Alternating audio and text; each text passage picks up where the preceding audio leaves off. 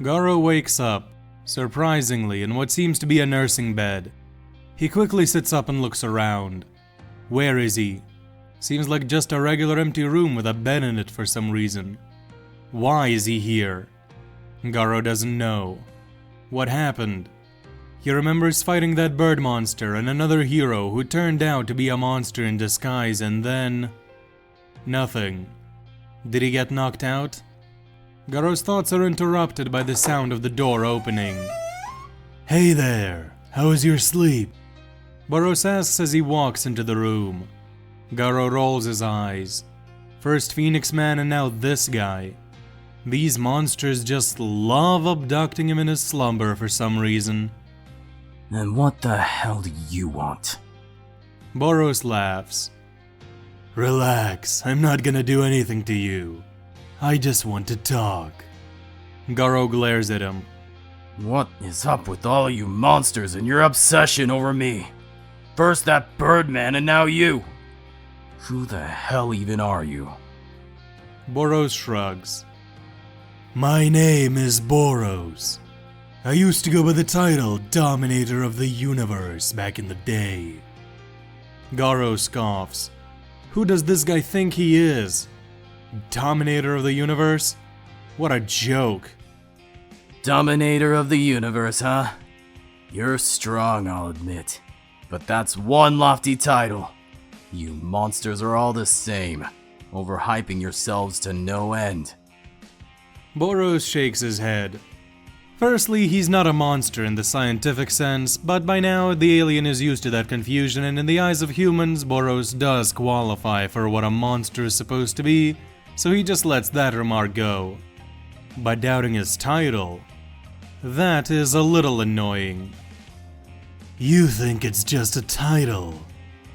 I reigned over the universe uncontested for hundreds of years, slaughtering any warrior who dared stand in my way. On your planet, I blew up City A, single-handedly destroyed the Monster Association, saved the heroes from crisis multiple times, and kicked God's ass with some help. Though I suppose you wouldn't know any of that. Boros chuckles and Garo raises an eyebrow. Whatever. So, almighty waster of my time, what do you want with me? As I said before, I want to talk. About what? You're quite an interesting man. A human claiming to be a monster. And despite that, Phoenix Man told me that you don't actually side with the monsters. You reject both sides, fighting for the ideals of neither. So? What's that gotta do with anything? You seem confused as to who you are and where you belong. Or you have your own ideal. Something you don't think fits with either heroes nor monsters. I find that interesting. So tell me, what do you wish to achieve by hunting heroes? It's none of your concern. Not like you'd understand it anyway. I believe it is my concern. I am a hero now, after all. Anything that involves them involves me. So come on, tell me. I'm asking nicely, aren't I? Garo frowns. What's with this guy? Either way, the martial artist sees no easy way out of the situation, given that the monster has clearly demonstrated strength far beyond Garo's own at the moment, so escape isn't very likely. He figures he'll talk for now and wait for his chance to get away. I want to become the strongest monster in the world. No, the strongest creature in the world. Once I do that, I'm going to destroy the Hero Association and their hypocrisies. I will become the absolute, unbiased evil who will bring about the justice heroes cannot. This response confuses Boros, and he leans in a little. I can't say I really get it, but from what I understand, you want to become the strongest to impose your own justice onto others, and bend the world to your liking. Is that it? Not exactly. What I want is to give the world peace. True peace that can only be brought about by terror among the masses. The alien shakes his head. Originally, he mostly wanted to know what this guy's deal was and if Goro plans on killing anyone or not to determine how to handle him. But this hits a little closer to home. That can never work. Why not? Because absolute power corrupts. I can attest to it. Becoming the strongest is a pretty idea, but as someone who has been at the pinnacle, I can explain to you what it's really like. Once you're at the top, with no more obstacles, no more space to improve, life becomes dull and meaningless. Eventually, you start picking on the weak just to flex your power and pass the time. That's how I ended up destroying billions of lives without a second thought throughout my travels. That's how a friend of mine lost all meaning in life too, though he at least had people close to him to keep him in line.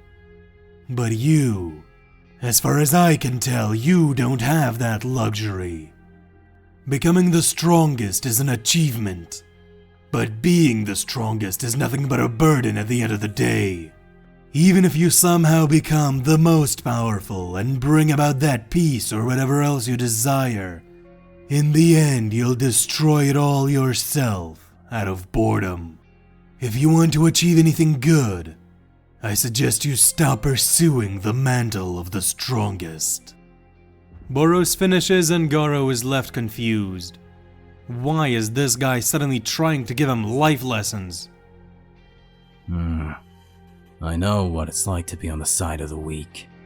And when I'm strong, there's no way I'll regress to hurting the weak. Boros sighs. You don't get it. You haven't experienced what true emptiness feels like. You will devolve into a monster. That's the point. I want to become a monster! Boros shakes his head again.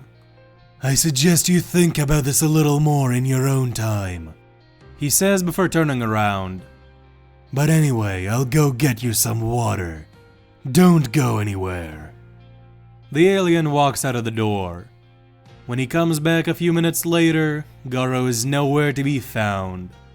Boros smirks. Just as I hoped. He's far too stubborn and energetic to listen to orders. The alien chuckles to himself. This went exactly as he wished it would. Goro clearly isn't a killer at heart.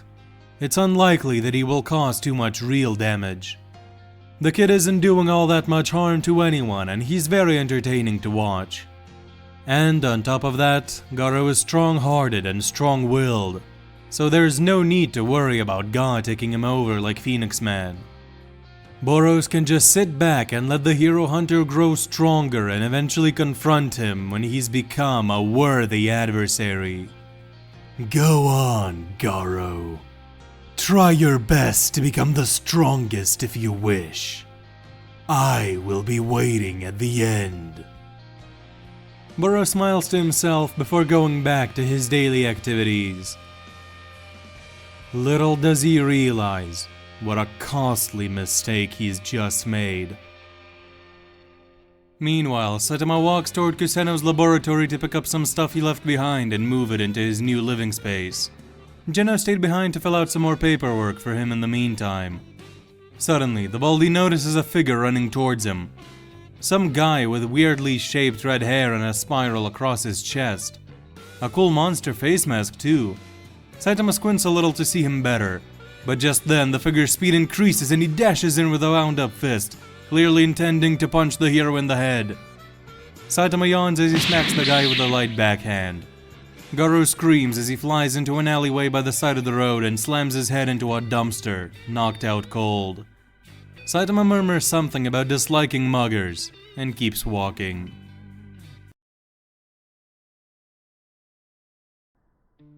On the same day, the Hero Association officially freaks out.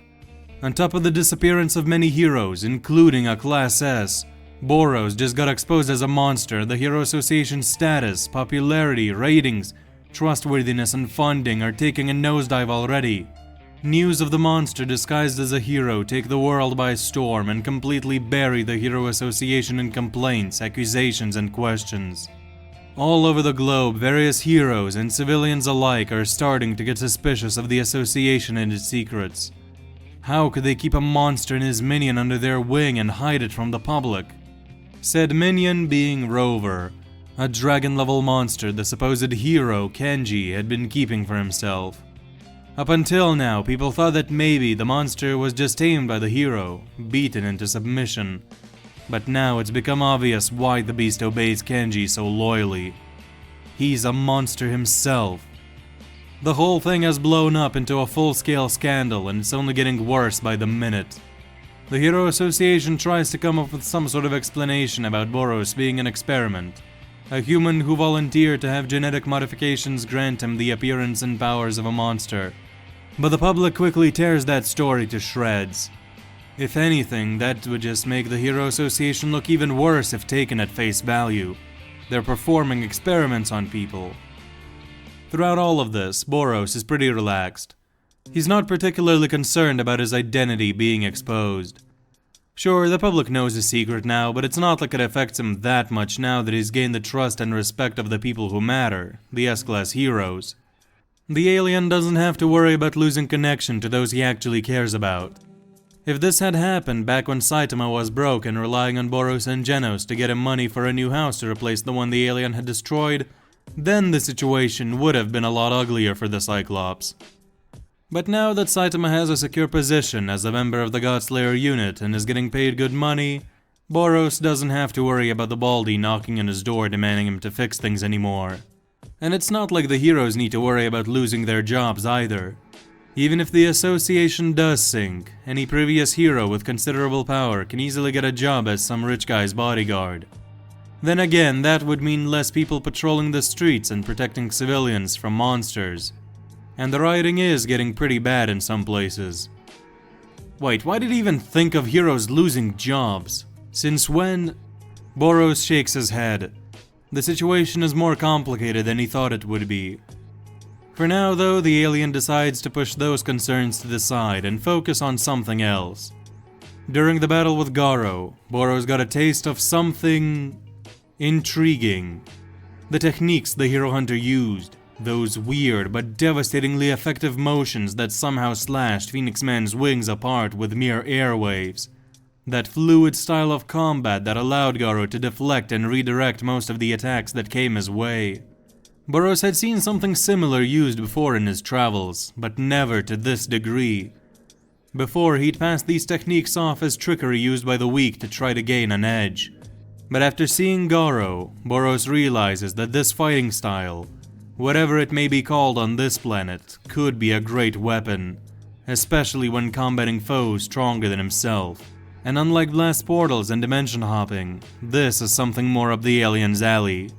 It's a hand-to-hand style, up close and personal. Just how he likes it. After a bit of digging, Boros finds out that these are what Earthlings call martial arts, and that Silverfang reigns supreme over the world of hand-to-hand combat. In fact, Garo was once his student. Perfect. One day, Boros seeks out an audience with Bang. When he arrives at the old man's dojo, he sees Silverfang himself, alongside some unexpected but welcome faces. Firstly, Atomic Samurai. The Cyclops shakes hands with the swordsman eagerly. Another familiar face here is surprisingly Fubuki, who Boros still remembers from the Ocean Water event. She distinguished herself by showing great spirit and determination. Boros can admire those qualities. And lastly, another man, looking even older than Bang. Boros vaguely remembers seeing him back when he first arrived to fight Phoenix Man. Apparently, this is Bang's older brother, and the master of that other martial art Garo used, the slashy one. How interesting. Boros asks what all these guys are doing in one place, and the group begins explaining. They've been searching all over the place for Garo, but the hero hunter's activity has been scarce recently. There's no trail to follow, No signs of him or hints as to where he might be. It's like the guy just randomly appears for a brief moment and then vanishes into thin air. And so the three heroes have surmised that he must be training in seclusion somewhere, meaning he's growing stronger every single day, which means they themselves need to get more powerful in order to be able to combat him whenever he shows up again. That, and the request blast gave every S-class hero to prepare for the appearance of any vessels of God as best as they can. The obvious conclusion from all this was that the three heroes would have to train. Atomic Samurai has already had a bunch of sword clash sessions with Boros, and his control over the Sunblade has significantly increased. Bang and Bomb, though a bit old to keep strengthening their bodies, are putting the work into perfecting their already perfect martial arts even more. On top of that, after the former B-class hero Fubuki discovered her healing powers, she began training with them and needed test subjects? That's a bad way to put it. Volunteers to be healed? That's better. The two brothers weren't going to volunteer themselves, but Atomic Samurai signed them up as a birthday present for Bang. As a result, they were almost forced to go to Fubuki, but once they did and went through the healing process, the two were amazed at the results. Since then, the Esper has been providing the two brothers treatment almost every single day, lessening the strain on their backs, joints, and enhancing their muscles and overall combat prowess. Due to the constant treatment, the effects have become long-term, making Bang and Bomb's lives easier, and their duo in combat that much more deadly. In exchange for all her help, the brothers and Swordsmaster train Fubuki to be more proficient in fights, specifically working on increasing her reaction times and strengthening her body in case her psychic powers aren't enough to protect her sometime. All in all, this quartet of fighters has become far stronger than they used to be, but it's still not enough. They need to be even better. Boros nods along. He's happy to see the Earthlings are doing their best to grow stronger as well. Everyone needs to work hard. Sure, they may not be much help against God himself or his stronger vessels no matter how much they train, but against any weaker ones they should have the capabilities to hold their own, especially if or when the stronger warriors such as Saitama, Blaster himself are preoccupied. As the alien thinks that, he smiles and ponders where Tatsumaki will fit into this equation after her training is over. Will she still be among the humans? Or will her efforts have yielded entirely new horizons of power that could allow her to compete even against a being of God Phoenix Man's caliber? Only time will tell. Boros focuses back on the task at hand and asks if he could request a favor from the two old masters. He's recently become very interested in martial arts and would love to learn some himself. The alien wonders if the two brothers could teach him. However, before responding, Bang has a question to ask. Before anything else, I want to confirm something. Rumors spread fast, so I want to hear it from your mouth directly. Boros, you faced Garo in combat, correct? Right. And you defeated him and took him somewhere. Did I get that right? Yes, you did. And where is he now? Did you kill him? No. He escaped when I wasn't looking. Bang's eyes widen. Garo has escaped? Again? The old master feared that Boros may have killed his pupil, and while the knowledge that Garo is still alive is a relief, the fact that he's free once more is concerning. How do you even escape from this guy who can punch planets apart? And knowing Boros' character... No, something doesn't add up. I find that hard to believe. I've spoken to Saitama and Genos about you before to get a gauge of what kind of man you are. I know you can sense energies around you. There's no way you would have missed an escape attempt. And from the way young Genos described you, it seems you lust for battle. Correct me if I'm wrong, but you must have let him go on purpose, yes? Boros shrugs. Maybe, maybe not. Why does it matter? Bang grits his teeth. Do you have any idea what you have done? Garo calls himself the Hero Hunter.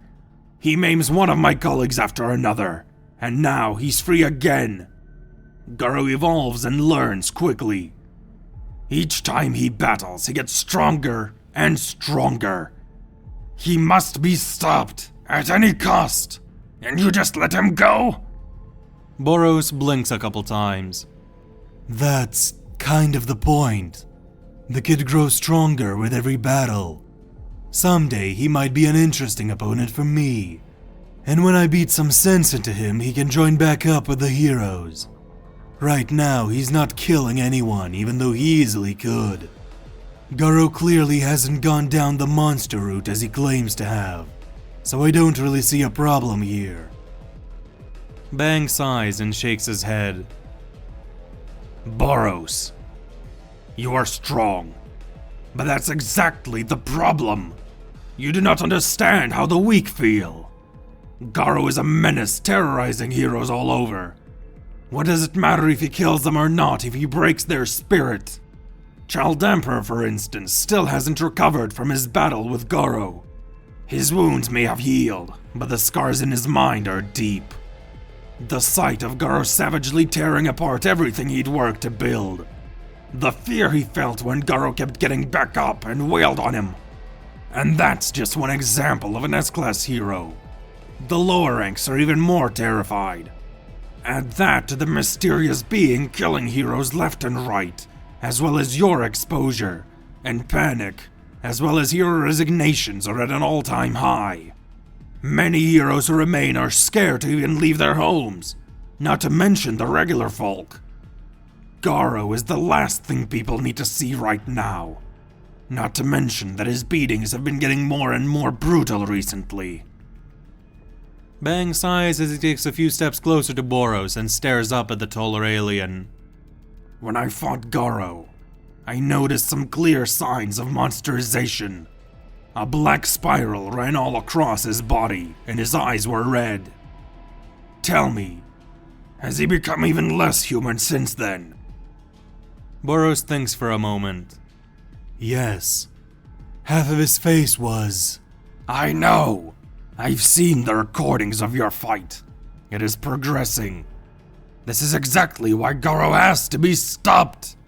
He is already dangerous enough. Now, with him transforming into a monster, it is only a matter of time before he kills someone. Bang says, and Boros remains quiet. He's starting to understand Silverfang's perspective. As his master, I cannot let that happen. I am responsible for the way he turned out. I know that may not mean much to you, but to me he's like a son. And I will not have my family killing people. Bang turns away from Boros. Boros, you are plenty strong, but you lack understanding. You still think of yourself and your own entertainment at the cost of others' well-being. I cannot teach you anything. Not until you learn some responsibility. Silverfang walks back to the group, and Bomb nods. I share the same view. I will not teach you either. The old master declares. Even Kamikaze and Fubuki nod along.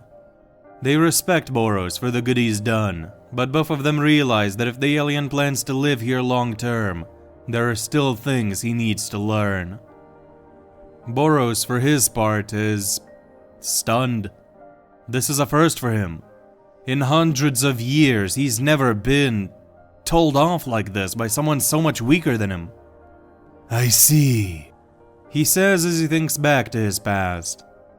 For the longest time, Boros has lived by his own code, not caring about others. When he came here, he was forced to care. The people around him and the safety of the planet wasn't the alien's primary concern. He'd come to respect and care for those closest to him, but now it seems like there's something new and different at play. Not once has Boros ever worried about the consequences of his actions up until coming here.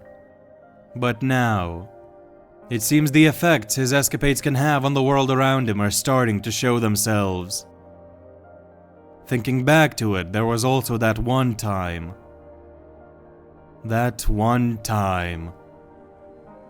Boros shakes his head. I understand.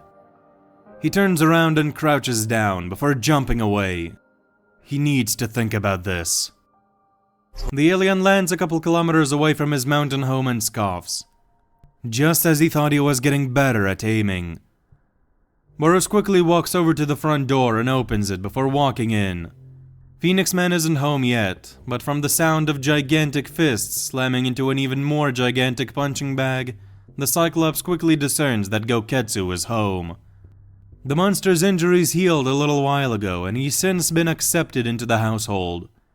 Boros makes his way down to the lower levels of the house where, in a gym the size of a city block, Goketsu is working on improving his techniques on a state-of-the-art, massive, self-repairing punching bag Boros commissioned from the two doctors, Genus and Kuseno.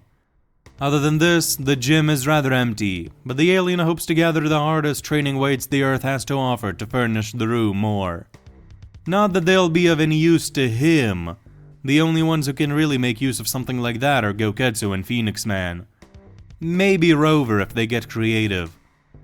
But hey, if Boros ever gets visitors, he'll have something to entertain them with. Goketsu, working on your skills already? The Cyclops calls out and the giant turns to him. Indeed. My limbs have healed, but I can still feel some strain. I need to work it out and then improve from there. After all, I've got two martial artists I want a rematch against. I cannot let myself get rusty. The giant smirks and Boros nods. Good. Work hard and keep up the good behavior. I might let you take a walk outside soon. Boros chuckles as he slaps the martial artist on the back. Wait, martial artist? That's right. Goketsu could probably teach him some moves. But... Boros slowly turns his head to the side. No, he cannot take the easy route here. Whether it be his pride talking or something else, the alien doesn't want to resort to cheating. He wants to do this right. He will get the two old masters to teach him by proving that he is worthy. After some deliberation, Boros decides to just keep doing what he was doing before this mess started. Patrol the streets with Rover, this time without his disguise on. He will keep slaying monsters and saving people like he has been doing up until now. In fact, due to not having to suppress himself as much, the alien will be able to work much more efficiently than ever before. If anything, this should be a positive.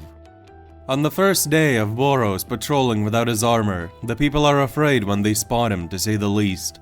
Some screams, some ugly looks, and a lot of quiet ridicule engulf Boros. He doesn't pay it much mind though. However, something unexpected happens. All the screens in the city suddenly light up, and on camera appears an announcement. Boros looks up curiously, and his eye goes wide. On screen, a recording of the conference that the Hero Association higher-ups had after initially discovering that Boros isn't human starts playing. During this meeting in particular, the S-Class heroes, Sitch, and many influential association members discussed all the intel they had on Boros. The fact that he is the leader of the aliens who wiped out City A. The fact that he was the monster Tatsumaki fought that flipped a continent and caused untold devastation. And the fact that several S-Class heroes stood in defense of him. The recording ends with a message that ultimately the Hero Association accepted the decision to harbor the genocidal alien, and they've kept it under wraps all this time. Boros' pupil dilates. Who in their right mind would release this information?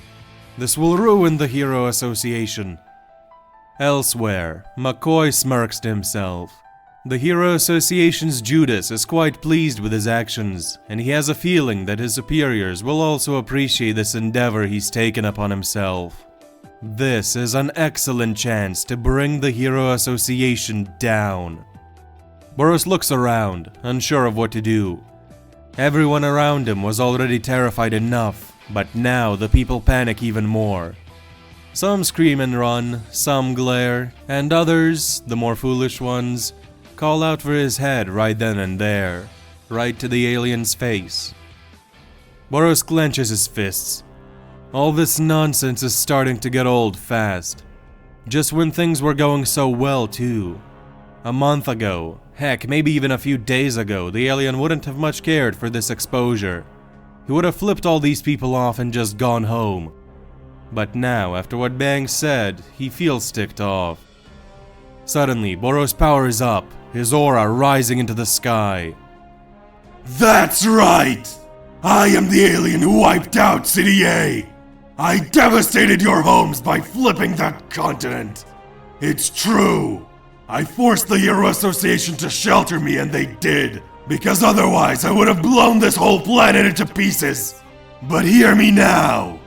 I've saved your dirtball from disaster several times, and I'll keep saving you assholes! My name is Boros, former Dominator of the universe, and I claim this world as mine! Learn to live with that! Boros' words, amplified by his energy, ring throughout the city. People all around hear him loud and clear. Most, if not all of them, become even more terrified, but they also quiet down. Some from fear of making the alien snap, and others from the shock of hearing such unexpected and audacious words coming from this creature. Doesn't he know they have King on their side? The alien calms down and stops releasing energy. Then he and Rover go on their merry way, patrolling the streets like none of this ever happened. Of course, the people are afraid, terrified even. The Hero Association's ratings and funding still tank, and the outrage isn't quelled despite Boros' attempt to shift the blame onto himself during his speech. But the alien just keeps patrolling, slaying monsters left and right faster and more effectively than ever.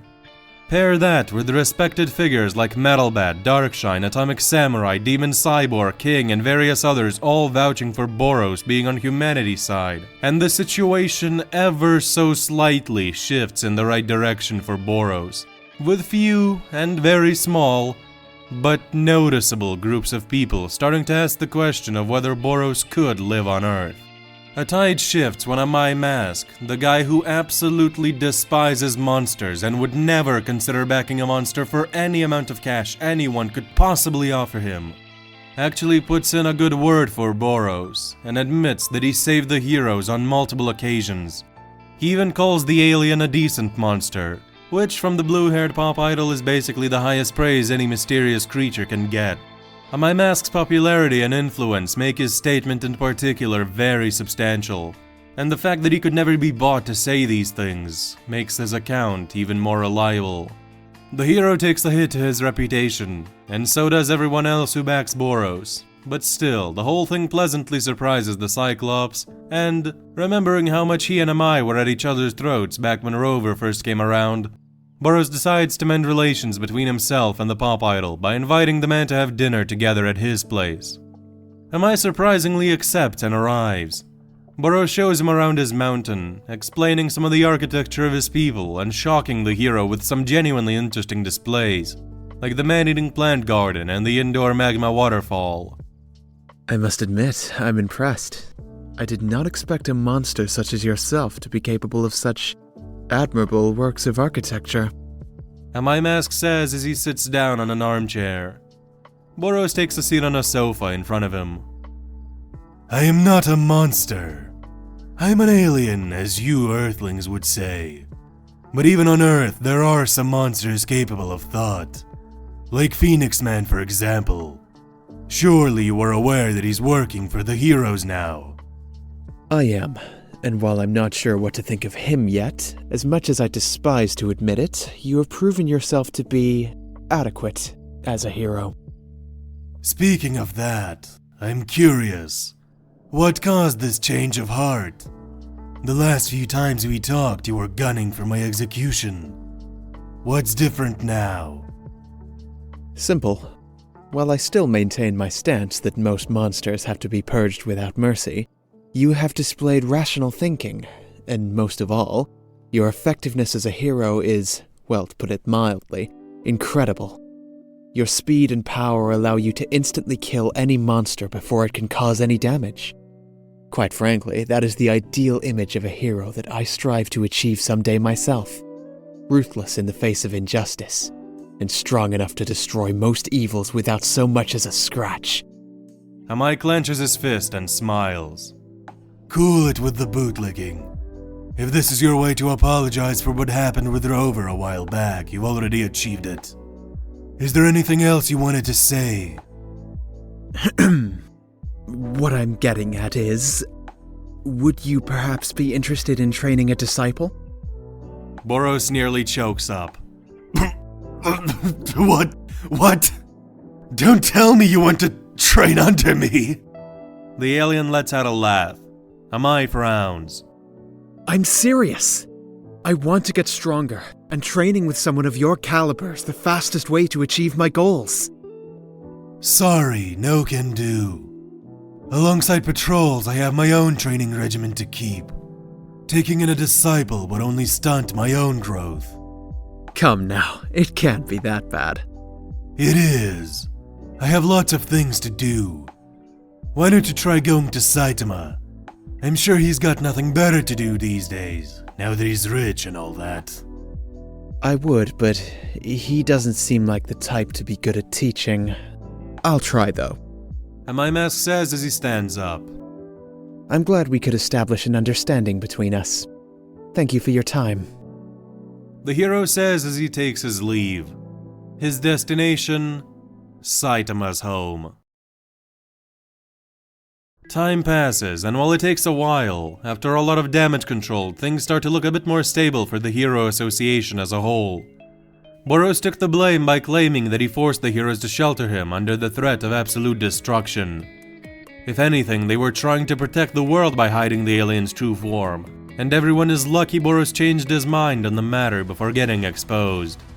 The option of deploying King was considered, but it was feared that a battle this colossal in scale would leave the Earth in ruin no matter who came out on top. Soon, rumors spread among the public that the mysterious explosion of Mars occurred when King and Boros locked eyes, and their collective murderous intent leaked out. The individual heroes are still respected well enough, and the association manages to stay afloat for now, much to McCoy's dismay. He would reveal more secrets and dismantle the association even more. But this is where Child Emperor and Metal Knight intervene, using their resources and intelligence to sniff out the traitor in the association, and finding the eye-patch businessman as the most likely candidate. They don't kill him or anything like that, but a stern warning and immense pressure and surveillance leave McCoy's hands tied for the time being. The final nail in the coffin for all of this comes when during one of Boros' regular patrols, a child manages to break away from her mother and runs over to pet Rover, much to the mother's horror. However, Rover, instead of chewing the kid alive like one would expect a monster to do, lays down on the ground and wags his tail like a puppy. He lets the little girl pet him and even plays with her a little. Boros offers the kid to take a stroll across the street on Rover's back, and that goes smoothly, with the girl having the time of her life. She even asks if she could keep Rover. Boros chuckles in response and says, "Maybe someday, but you're still a bit small to be taking care of this big lug." When the alien sees the girl pouting, and a tear welling up in her eye, he quickly adds, "I'll make sure I come here often. You can play with them almost every single day. Okay, no need to cry." He offers, and upon seeing the girl nod in excitement, stars in her eyes, Boros can't help but feel an instinctive urge to protect this kid and to beat the bricks off of whoever might try to make her sad. An unexpected warm feeling rises in his gut as he puts the girl back down on the ground and promises to visit again tomorrow. Who knew human runts could be this persuasive and, Boros isn't sure what to think anymore. Some people record the scene on their phones and it spreads through the internet. Soon, everyone in the world sees the alien and his monster pet gently interacting with the child, and they're quite stunned. The girl is completely safe and happy, the monster is friendly, not hurting people, not eating people. That, combined with Boros' monster attack stoppage record being better than any hero in history, and people start to feel a little more comfortable in their homes again. There are still protests and demonstrations that happen often, and those who had relatives living in City A or near City Z refuse to even consider viewing Boros as anything other than a threat, understandably so. But now there's a small subsection of society that takes Boros aside. Maybe, just maybe, he's not so bad after all. But these optimists are still few and far between. Even so, Boros is at least standing on thin ice instead of outright drowning at the moment. The same cannot be said for Phoenix Man. After the initial fallout, he received a ton of suspecting looks and questions from the public. He does seem like he could be a monster, and he was there with Boros when his identity got revealed and didn't appear shocked in any of the camera footage of that event. People quickly jumped on the bird monster, and he took it way harder than Boros did. Even though things are starting to look a bit up now, Phoenix Man is still feeling down and unsure of what the future shall hold for him. And due to his less calm and more panicked responses from the public's negative attention, the bird monster has accumulated a bit of a reputation for being brash or even rude. This is in direct contrast to Boros' calmer and more collected responses outside of his initial speech, which have made the Cyclops appear safer, for lack of a better word, to the masses. Phoenix Man struggles to find fans and deals with isolation, until one day he hears one of the most horrific sounds he could hear. The sound of a child screaming for help. The bird monster rushes to the source of the noise as fast as he can and arrives at the scene in no time flat. Upon arrival, he notices a few key things. This is a park. There's a bench and a kid sitting on it, curled up into a ball. Before the child stands a large lizard-like monster, clearly about to devour the kid whole. Phoenix Man wastes no time at all. He dashes in and in a second cuts the creature to bits. Then he turns to the kid, kneels down to get closer to his eye level, and asks if he's hurt. The child opens his eyes and sees the monster previously terrorizing him is now dead, and this nice-looking birdman is kneeling before him with a calming smile on his face. He recognizes Phoenix Man and thanks him for saving him. Phoenix Man, seeing the kid is clearly shaken, decides to hang out with him for a while and calm him down. After a bit of talking, he notices a book about heroes dropped next to the bench. The monster figures the child was probably reading it before getting attacked, and asks to look at it together with the kid, who introduces himself as Tario. Phoenix Man and Tario spend the next couple hours chatting about heroes, and the bird monster teaches the boy a bit about monsters and how they behave and how best to avoid them. Tario, despite having just experienced a traumatic event, quickly cheers up and feels a lot safer in the company of this monster. And, just like that, Phoenix Man finds himself his first ever fan as a hero. As time passes, the two of them develop a friendship, and Phoenix Man learns of Tario's bullying problem. In order to help the kid, he gets in contact with Bang, and, after apologizing for the whole Firestorm event, asks him if he could teach Tario some self-defense.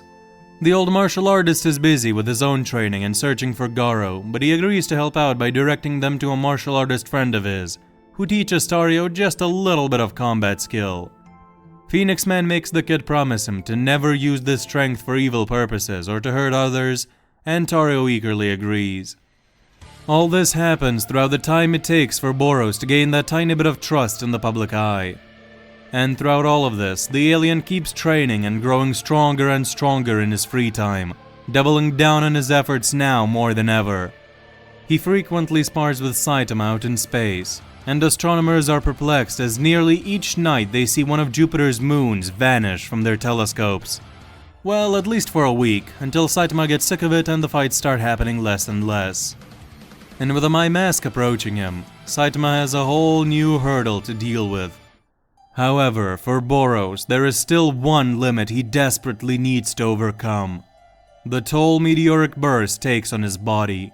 He needs to use it more to master it. The problem is, every time Boros uses that form, it drains his very life force and shortens his lifespan. No, using it often is not an option. The Cyclops needs Tatsumaki to lessen the drain if he wishes to master Meteoric Burst. Of course, she's out doing her own training. She should be coming back soon enough, though. Boros eagerly awaits the day. To his own surprise, not just because he needs Tatsumaki's help, but because he missed having her around. She would have been a major column of support over the last few weeks. On another note, Goketsu has long since fully recovered and doesn't feel strain any longer. He's been quietly improving his martial arts techniques in the mountains where Boros lives and often spars with Phoenix Man and Rover. He's a surprisingly calm and reserved person now. The only times he acts violently are during sparring, and even then, Goketsu's nowhere near as brutal as he was before joining Boros. To be fair though, he has to be, given that his life is forfeit if he crosses the line. In a way, this reminds the giant of his training days, where restraint and discipline were the keys to success. Since then, Goketsu had forgotten the meaning of these values, but they might just be what he needed all along. Meanwhile, Darkshine, having been inspired by Saitama's words, has started working out even harder now. He pushes his limits to the best of his ability, utilizing all the equipment and facilities the Hero Association has to offer to build himself up from scratch and reach new heights he couldn't have even imagined reaching before. On top of doing weight training, Darkshine incorporates sparring with others into his regimen, hoping to find people strong enough to damage him so he could get used to the feeling of bleeding and hurting, and build up a resistance to it. Boros comes to help out on a couple of occasions, but most of the time, Darkshine actually spars with Metalbat, who volunteered for this training because he wants to improve himself too. And although the punk hero is nowhere near Darkshine's level at first, by pumping himself up, he is able to reach, and even surpass the Super Ally tank and deal significant blows. It is through this training that Darkshine learns about the fighting spirit. By talking and fighting with Metalbat, the hero learns that the teenager's power comes from his want and need to protect others, not out of some ego complex. Initially, Darkshine doesn't understand how it's possible to get pumped up during a battle, to relish injury and draw power from it.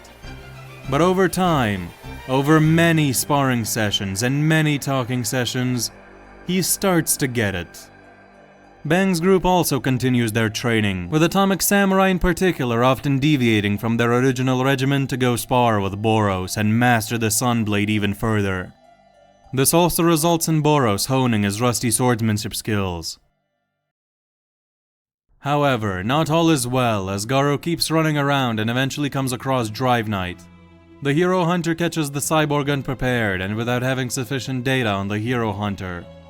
The fight is brief, but vicious, and Garo takes quite a bit of damage, especially when Drive Knight unleashes some of his stronger modes. But in the end, the martial artist manages to dismantle the hero after a brutal clash. He takes some time to heal before running into Tanked Up Master again, beating him up and then leaving. The hero lays in an alleyway unconscious for a little while, but some minutes later, the sound of metal clunking against the concrete wakes him up. Tanked Up Master looks around confused for a moment before a figure comes into view and stands before him. Greetings, Tanked Up Master. How are you doing on this fine evening? Wait, don't answer that. I can tell just by the sight of you that you are in pain. Shall I free you from your suffering? Platinum asks, crouching down next to the fallen hero. What are you? Tanked Up Master tries to sit up, but he still hasn't recovered from the beating. His muscles ache badly. He's damn near paralyzed. What's the point in asking? Even if I told you, you wouldn't live long enough to make use of that knowledge. Later that same night, S-Class hero Pig God enters his bedroom, only to see a bloody head dangling from the ceiling. And, moments after registering the gruesome sight, the hero notices a figure in the corner of the room. His eyes go wide, and he tries to reach for his hero communicator, but before he can send a distress signal, the device disappears. A moment later, Platinum dangles it in front of Pig God's face. Too slow to even see my movements. You S-Class are so overrated. Platinum says as he crushes the communicator in his hand. A moment later, he destroys Pig God's phone with his antenna as well. Then the monster takes a step toward Pig God. The hero, out of options, prepares to fight. Sweat drips down his face. The sight of the mangled head of Tanked Up Master and the speed of this monster. It's all a bad omen for what's to come to him. Pig God starts thinking that he might not leave his home alive. As Platinum walks toward him, he grabs hold of Master's dangling head and holds it in the palm of his hand. I believe the two of you are friends, correct? It's only fair that the two of you reunite. The monster swings his hand at the hero and uses Tank Top Master's head to bash Big God's teeth in. Platinum doesn't stop there, as he shoves Master's head deeper into Big God's throat. There! A proper reunion! Now the two of you can be closer than ever! Platinum laughs, but is taken aback when Pig God, instead of falling back, gathers his resolve and grabs the monster by his sides. With Platinum's head already in Pig God's throat, the hero opens his mouth wide, engulfs the entirety of Platinum-S's body and swallows him whole before beginning the digestion. His efforts, however, are in vain. Platinum's hands emerge from Pig God's mouth, grabbing at his lower and upper jaws respectively, before pushing them apart. Platinum-S rips Pig God in half from the inside and throws the two chunks of the hero to the floor. He stands in a horrendous pool of blood and guts, covered in the red liquid and stomach acid. The monster glares down at the dead hero's corpse. I always welcome a double-course meal. Platinum-S chuckles before beginning his feast. And that was all for episode 5. I know this one isn't really as action-packed, it's more so character stuff, and do not blame me from the Platinum-S scene, okay? I asked you guys a year ago, and I told you this series would get dark. Do you want it to get dark? You said yes, overwhelmingly so. So Platinum-S, I want to establish him as a freaking devil, okay? I want to make him a devil, so yeah, that's why. Dude, this is nothing. For the next part, you want to bring a Bible. I'm sorry, dude. All of my pent up anger and rage from my entire 18 years of life, yeah, we're pulling that into Platinum-S, okay? The inspirations for this guy are Sukuna, Dio, Mahito, All for One, Shigaraki. All these people, there's a full list on Discord if you want to check, of like all the diabolical bastards that inspired this character, so you better watch out, you better grip a Bible during the next parts. I'm really sorry, but it's whatever, you know.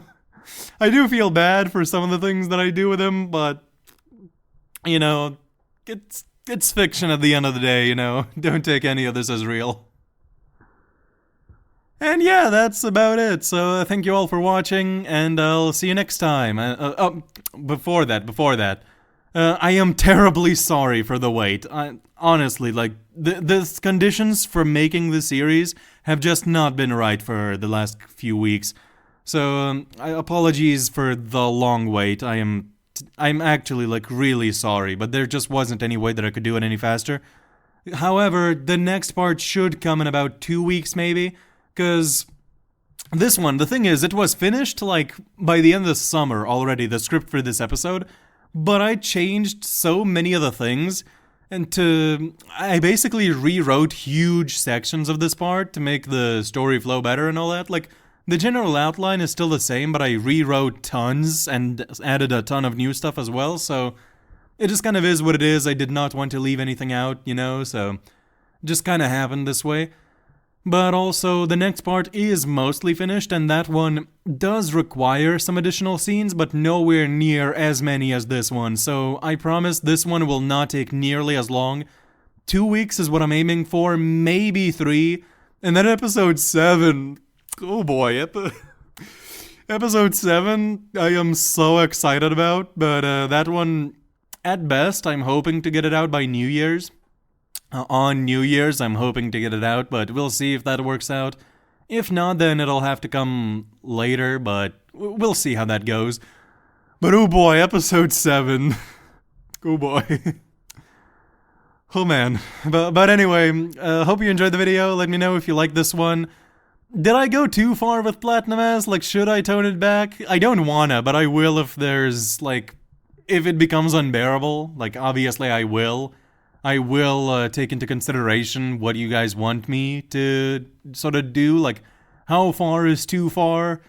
You know, we'll see after episode 7. Yo, I'm sorry in advance. I apologize. I'm sorry. But anyways, I hope you have a good rest of your day, and see you next time. Goodbye. Jesus.